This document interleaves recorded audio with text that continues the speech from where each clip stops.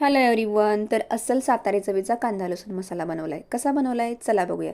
त्यासाठी घेतलेले 1/2 किलो भुकटी, जी मिरच्या आणि सगळे खडे मसाले घालून बारीक केलेली असते.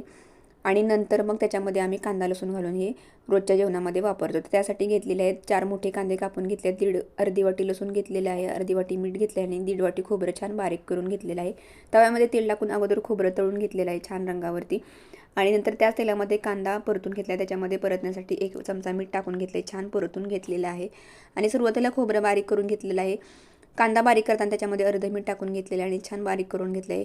लसूण बारीक करताना त्याच्यामध्ये शिल्लक राहिलेलं मीठ टाकून बारीक करून घेतलं आहे. मस्त असं सगळं बारीक झालं की त्याच्यामध्ये ही भुकटी टाकून घेतलेली आहे आणि छान दोन्ही हाताने मिक्स करून घेतलेलं आहे.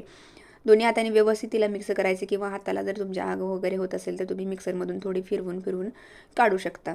तर बघा अशा प्रकारे हिला मस्त चोळून घ्यायचं आहे. आणि मग हा आपला कांदा लसूण मसाला तयार आहे. रोजच्या जेवणामध्ये टाकण्यासाठी हे लाल तिखट आमच्याकडे वापरतात. काळा मसालासुद्धा याला म्हणतात काहीकडे.